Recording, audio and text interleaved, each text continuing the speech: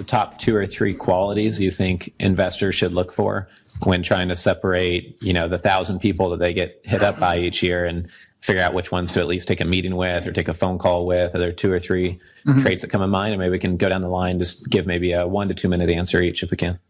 I think we're on the side where we're actually pitching people. So we do get pitched a lot of stuff, but we're pretty focused on our own business. And our focus is really in the Midwest right now in suburban office space. It's not because that's our specialty. It happens to be our specialty right now.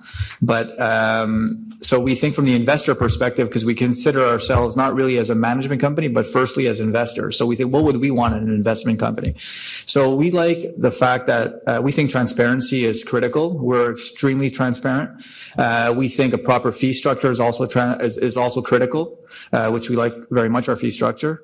And we also think the experience. Our team has a lot of experience on it. So that's what I would tend to look for: transparency, experience on the team, track record for sure, and a proper fee structure. I think if you can get all that in someone as a co-investor or as a manager, that's easier said than done, I suppose, but that's what we strive for.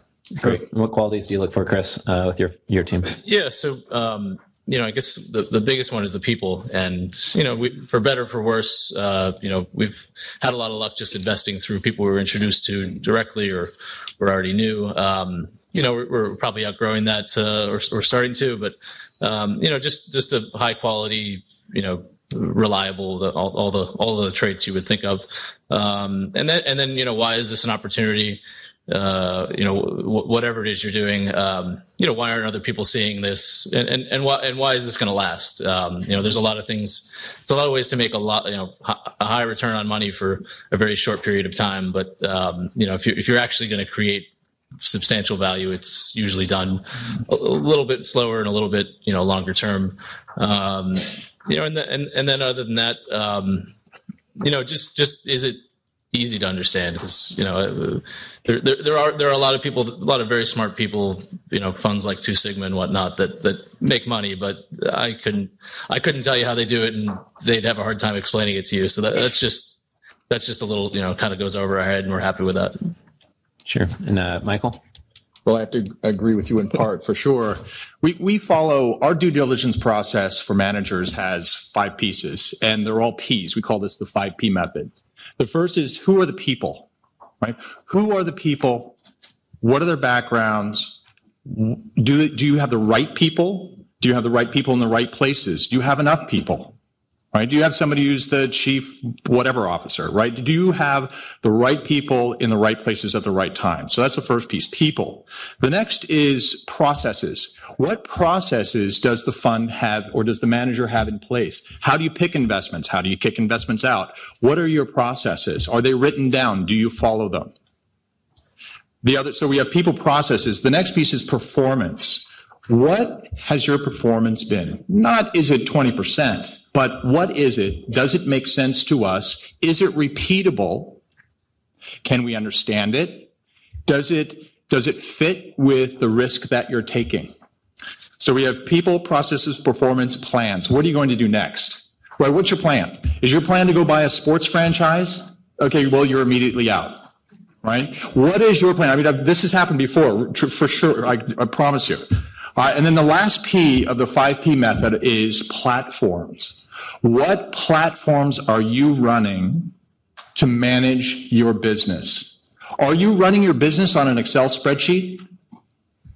Right? Or do you have the state-of-the-art platforms that help you manage, risk manage, do all of the things that you need to do to manage your business? So those are the 5 things that we look at. It's the 5P method. It's people, processes, performance, plans, and platforms. And Christopher, I know that you're open to looking for an emerging manager here today. You might be able to work with on a joint venture or co-GP, or you're always keeping an eye out for an exciting niche manager you guys could help scale. What are some of the qualities you look for to screen those early on as they're contacting you? I would say a number of the things that have just been mentioned are obviously the kind of things we would focus on as well. Maybe I can focus in on one aspect of that, which is the process in your 5 Ps, because one of the things that we have found is that process is actually extremely difficult. The most simple things that people do, where you look at it from the abstract and from the outside and you say, wow, how hard can it be to find an answer to this question or that question, or produce a result within a timely method that's consistent and accurate? And you actually find it's just really difficult to get that right. And I mean, one of the things that we did in the family office recently on the operations side focused on, I would say, legal and compliance. We're regulated as a trust company under the banking laws in New Hampshire. And we went through a compliance restructuring and found that probably 65% of the ordinary course things we were doing were the same thing over and over again. And we instituted a number of processes and functions and designated people to do this, predefine the answers to certain types of things, increase their response time. When someone internally needs an answer to something, we're able to get it down to, get it away from the outside lawyers who are having a different person look at the same question every time it came up, and you get good quality but long response time and expensive. And accelerate processes, simplify answers that people are getting to different things, ability to churn out documentation for a variety of pieces of the process and compliance puzzle and a faster time frame. And we've just found dramatic improvements in that. And that was within our own organization. And the other thing we found is that even with us managing it, it is really, really difficult to get right and get the right people doing stuff. So I have a heightened focus on that at the moment, both from an efficiency, but also most importantly, the processes is what tends to guarantee accuracy in what people are doing and the avoidance of mistakes. Because in particular, when you're dealing with a variety of investments, if move outside of the liquid investments, in particular into the illiquid investments where they're diligence heavy and documentation heavy, and you find in administrative reviews, back-end administrative reviews of the process that people went through, incredible amounts of errors. And the other focus or approach that we have to that is that we don't look at places and people and processes and say, oh my God, they made a mistake. We found an error. This is a problem. We know they're making errors. I mean, I was an M&A partner at a law firm, and I often felt that half my job was picking up the errors that everybody makes throughout the process, and you just hope that you get a much larger percentage of them covered and corrected. And you have to go into this with the assumption that errors are ordinary, they're regular, they happen all the time, and your job is to create a process that reduces the percentage and number of those that occur. And when you go in with that attitude, you avoid blame, accusations, and you avoid people diverting attention away from that as an ordinary course of the corrective process. Great. I'm glad you brought that up. There's a fact that most family offices do not have any of their processes documented, and most fund managers don't have process documentation internally.